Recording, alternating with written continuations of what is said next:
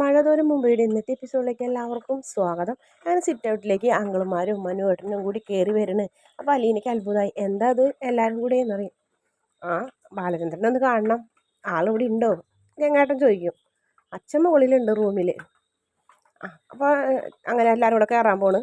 അപ്പോൾ നമ്മുടെ നമ്മൾ ഗംഗേട്ടൻ അവിടെ നിന്നിട്ട് പറയും, മോളെ നീ ഇവിടുന്ന് പോകുമെന്ന് അറിഞ്ഞ് നിൻ്റെ കാര്യത്തിൽ ഞങ്ങൾക്ക് ഒന്നും ചെയ്യാൻ കഴിയില്ലല്ലോ, വിഷമമുണ്ട് എന്നിങ്ങനെ ഗംഗേട്ടൻ പറയും. അപ്പോൾ അലീന ചെറുതായിട്ടൊന്ന് പുഞ്ചിരിക്കും.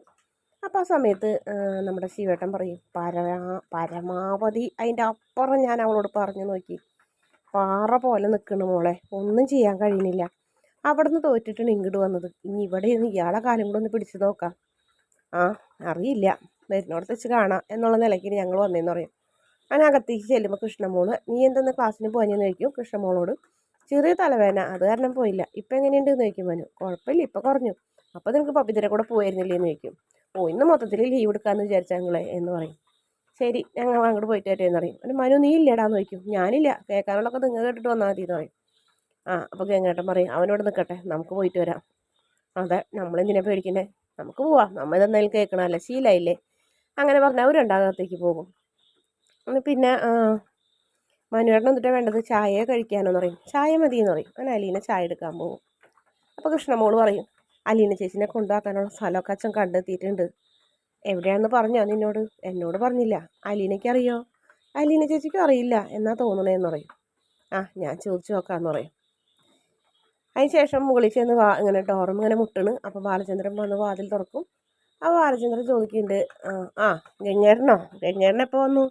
കഴിഞ്ഞ ദിവസമല്ലേ നമ്മൾ കണ്ടുള്ളൂ, ഇത്ര പെട്ടെന്ന് ഇവിടെ എത്തിയോന്ന് ചോദിക്കും. അത്രയും വഴി കാറോടിച്ച് എന്നെ കാണാൻ നിനക്ക് വരാമെന്നുണ്ടെങ്കിൽ എനിക്ക് ഇങ്ങോട്ടും വന്നൂടെ എന്ന് പറയും. വരാം അതിനെന്താ എന്ന് പറഞ്ഞ് ബാലചന്ദ്രൻ അകത്തേക്ക് സ്വീകരിക്കും. ശിവേട്ടൻ എന്താ അവിടെ വെക്കണേ, ഇങ്ങോട്ട് കയറി പോകാന്ന് പറയും. നീ അന്ന് വന്നിട്ട് ഇവിടെ എത്തിയത് ഇന്ന് രാവിലെ എന്ന് പറയുന്ന കേട്ടല്ലോ എന്ന് പറയും. അതെ, ഞാൻ അവിടുന്ന് സ്റ്റാൻലി ജോസഫിൻ്റെ അഡ്രസ്സ് മേടിക്കാനല്ലേ ഞാൻ വന്നത് എന്ന് പറയും. എന്നിട്ട് സ്റ്റാൻലി ജോസഫിനെ കണ്ടു. അയാളെന്ത് പറഞ്ഞു? അയാളെന്ത് പറയാൻ? അയാളോട് ഞാൻ അലീനയുടെ കാര്യങ്ങൾ അവതരിപ്പിച്ചു. എന്നിട്ട് അയാൾ അവളെ സ്വീകരിക്കാമെന്ന് പറഞ്ഞോ എന്നിങ്ങനെ ചോദിക്കുന്നു ശിവേട്ടൻ. സ്വീകരിക്കാമെന്ന് പറഞ്ഞിട്ടില്ല, ആലോചിച്ചിട്ട് പറയാമെന്ന് പറഞ്ഞു. അയാൾക്കും ഇല്ലേ ഭാര്യയും കുടുംബവും കുട്ടികളൊക്കെ, അയാൾക്കില്ലേ അന്തസ്സും അഭിമാനമൊക്കെ. അയാൾക്ക് ഒന്നാലോചിക്കാനൊക്കെ ഉണ്ടാവും എന്ന് പറയും. നിങ്ങൾക്ക് മാത്രമല്ലല്ലോ അഭിമാനമൊക്കെ എന്ന് പറയും. അയാൾ വേറെ എന്തെങ്കിലും പറഞ്ഞോ എന്ന് ചോദിക്കും ശിവൻ. പറഞ്ഞു. അയാളുടെ അമ്മയ്ക്ക് സുഖമില്ലാത്ത സമയത്ത് വീട്ടിലേക്ക് പോയതും അയാൾ നിങ്ങളെ പെങ്ങളെ പ്രണയിച്ചതും ഒന്നിച്ച് താമസിച്ചതും 8 മാസം ഗർഭിണിയായ വൈജിയെ നിങ്ങൾ വലിച്ച് വീട്ടിലേക്ക് കൊണ്ടുവന്നതും അത്രമാത്രം അയാൾക്കറിയുള്ളൂ എന്ന് പറയും. ഞങ്ങളെക്കുറിച്ച് ചോദിച്ചോന്ന് ചോദിക്കും.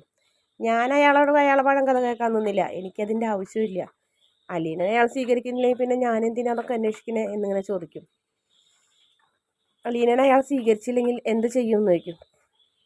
നമുക്ക് എന്തെങ്കിലും ഒരു വഴി കണ്ടെത്തിയാൽ പോരെ, അലീനനെ ഇവിടുന്ന് മാറ്റിയിട്ട് തിരുവനന്തപുരത്തോ അല്ലെങ്കിൽ എറണാകുളത്തോ എവിടെയെങ്കിലും ഒരു വീട് കൊടുത്ത് കുറച്ച് ബാങ്ക് ബാലൻസ് ആയാൽ അവൾക്ക് ജീവിക്കാൻ അത് മതിയില്ലേ. ബെസ്റ്റ്, ബാങ്ക് ബാലൻസ് കിട്ടിയ അപ്പോൾ അവൾ അതും കൊണ്ട് അനാഥാലയം പണിയാൻ പോകും. അതാണ് അവളെ ജീവിതം. അത് നടക്കില്ല ശിവേട്ടാ, അതിനെക്കുറിച്ച് നിങ്ങൾ പറയേ വേണ്ടെന്ന് പറയും. പിന്നെന്താ ഒരു വഴി എന്ന് ചോദിക്കും. ആകെ ഒരു വഴിയേ ഉള്ളൂ. എന്ത് വഴിയെന്ന് ചോദിക്കും. ഞാനൊരു കുടുംബയോഗം വിളിച്ചു കൂട്ടാം, കഴിഞ്ഞു പോയ കഥകളെല്ലാവരെയും അറിയിക്കാം, പിന്നെ എല്ലാവരും അവർ തീരുമാനിക്കട്ടെ എന്ന് പറയും. അതോടുകൂടി ബാലചന്ദ്രൻ്റെ മുന്നിൽ തോറ്റു മടങ്ങുന്നു സഹോദരങ്ങൾ വൈജയുടെ. അപ്പോഴത്തേനും അലീന ചായ ആയിട്ട് വരുന്നുണ്ട്. മുകളിലേക്ക് ചായയും കൊണ്ട് കൃഷ്ണമോളാണ് പോണത്.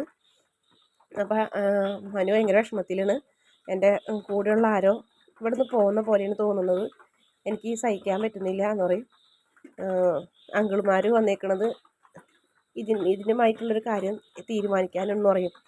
ഇവിടെ വന്നിട്ട് എന്താ കാര്യം, കൊല്ലപ്പള്ളിയിലല്ലേ തീരുമാനിക്കേണ്ട ആളിരിക്കുന്നത്, അത് പാറയിനി.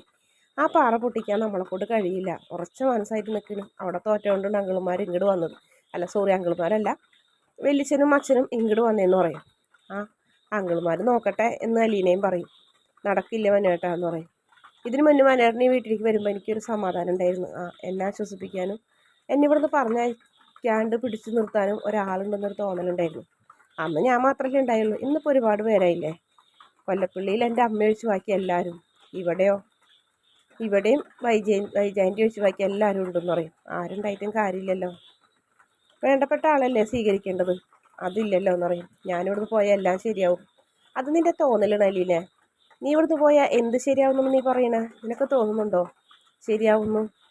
ശരിയാവണം മനുവേട്ടാ, ഒരു രക്ഷയില്ല. ആൻറ്റി ഇങ്ങോട്ട് വരും, സമ്മതിച്ചു. പക്ഷെ ആൻറ്റിക്കൊന്ന് വായ തുറക്കാനുള്ള അനുവാദം പോലും അങ്ങോട്ട് കൊടുക്കില്ല. മിണ്ടി പോകരുതെന്ന് പറയും. അധികം നാൾ ഇവിടെ നിൽക്കില്ല, വീണ്ടും വാടക വീട്ടിലേക്ക് മാറും എന്ന് പറയും. അങ്ങനെയൊന്നും പറയല്ലേ മനുവേട്ടാ എന്ന് പറയും. പറയാതെ പിന്നെ എന്ന് പറയും. അപ്പോഴും താഴത്തേക്ക് അവരെല്ലാവരും ഇറങ്ങി വരും. എന്തായി? ആ പോകാം, ഒരു രക്ഷയില്ല എന്ന് പറയും. അങ്ങനെ അവർ പോകണ്. അലീനോട് യാത്ര പറഞ്ഞ് അവരെല്ലാവരും പോകും. പിന്നെ കാണിക്കുന്നത് സ്റ്റാൻലി ജോസഫിനാണ്. അപ്പോൾ അവിടെ വീട്ടുവേലക്കാർ പറയുന്നത്, ആ പാലക്കാരൻ വന്നതിന് ശേഷം സാറിന് നല്ല മാറ്റം ഉണ്ടല്ലേ, ഭയങ്കര ദേഷ്യം, വാലുമ്പ തീ പിടിച്ച പോലെയാണ് ഓടി കിടക്കണത്, എന്തൊക്കെയോ തപ്പണും തരയണും ദേഷ്യപ്പെടണം. ആ മുറിയിലേക്ക് ഞാനൊന്ന് ചെന്നതാ ഭക്ഷണത്തിൻ്റെ കാര്യം ചോദിച്ചിട്ട്, ഒരക്ഷരം മിണ്ടിയില്ല, വായ തുറന്നില്ല. എന്തോ സംഭവിച്ചിട്ടുണ്ട്. അയാളെ കൂടെ വന്ന അയാളെന്നുണ്ടെങ്കിൽ അതിനേക്കാൾ വലിയ കിഴങ്ങൻ, ഒന്നും അറിയില്ല, കൂടെ വന്നെന്ന് മാത്രമേ ഉള്ളൂ എന്ന് പറയുന്നു. ആ എന്തെങ്കിലും ആവട്ടെ എന്ന് പറയും. അങ്ങനെ അവർക്ക് സാധനങ്ങളൊക്കെ മേടിക്കാനൊക്കെ അവരെ ഏൽപ്പിക്കുന്നു. അങ്ങനെ നമ്മൾ പിന്നെ സ്റ്റാൻലിനെ കാണിക്കുന്നത്. സ്റ്റാൻലി മേശ തുറന്ന് ഒരു ഡയറി എടുക്കണ്.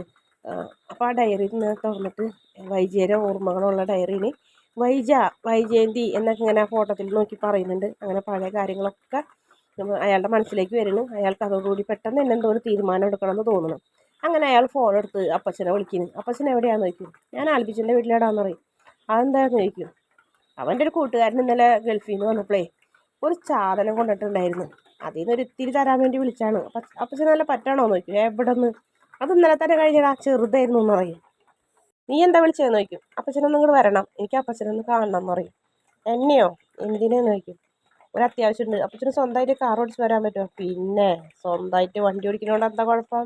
എവിടെ വേണമെങ്കിലും ഞാൻ പോകോടാ, ഞാൻ വരും. അപ്പോൾ എത്ര നേരം വേണം അപ്പച്ചനെന്ന് ചോദിക്കും. 1 മണിക്കൂർ.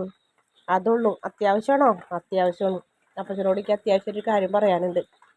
ഇവരാരെങ്കിലും കൂട്ടണോ എന്ന് ചോദിക്കും. വേണ്ട, ആരെയും കൂട്ടണ്ട. അപ്പച്ചൻ ഇങ്ങോട്ട് വരുന്നത് ആൽബിച്ചനോ റോബിച്ചനോ ആരും അറിയണ്ട, അപ്പച്ചൻ ഇങ്ങോട്ട് വന്നാൽ മതി എന്ന് പറയും. ശരിയടാ, ഞാൻ എത്രയും പെട്ടെന്ന് എത്താം, നീ വിഷമിക്കേണ്ടെന്ന് പറയും. കാർ ഓടിച്ച് 1 മണിക്കൂർ സമയമല്ലേ വേണ്ടൂ? 1 മണിക്കൂർ സമയം മതി. എന്നാൽ അപ്പച്ചൻ എത്രയും പെട്ടെന്ന് ഇങ്ങോട്ട് വായോട്ടാന്ന് പറയും. അങ്ങനെ വൈജയുടെ കാര്യവും അതുപോലെ തന്നെ അലീനയുടെ കാര്യമൊക്കെ പറയാൻ വേണ്ടിയിട്ടുള്ള ആ വരവുകൾ അപ്പച്ചനായിട്ട് തീരുമാനിക്കാൻ വേണ്ടിയിട്ടാണ്. എന്തായാലും അപ്പച്ചനും കൂടിയിട്ടാണല്ലോ വൈജനെയും അതുപോലെ തന്നെ അകറ്റിയതും കൊല്ലപ്പള്ളിക്കാരും അപ്പച്ചനും ഒറ്റക്കെട്ടായി നിന്നിട്ടാണ് ആ ബന്ധത്തിൽ നിന്ന് നമ്മുടെ സ്റ്റാൻലിനെ ഒഴിവാക്കിയത് മനഃപൂർവ്വം. അതിൽ ഒരു വലിയൊരു ചതിയൊക്കെ ഉണ്ട്. അതെന്തായാലും നാളത്തെ എപ്പിസോഡിൽ നമ്മുടെ അപ്പച്ചനോട് സ്റ്റാൻലി ചോദിക്കുന്നൊക്കെ ഉണ്ട്. എന്തായാലും അലീനനെ കുറിച്ച് പറയാൻ വേണ്ടിയിട്ട് ഇനി അപ്പച്ചനെ വിളിച്ച് വരുത്തുന്നു. അങ്ങനെ അലീനയ്ക്ക് വേണ്ടി ശക്തമായൊരു തീരുമാനം എടുക്കുന്നു നമ്മുടെ സ്റ്റാൻലി ജോസഫ്.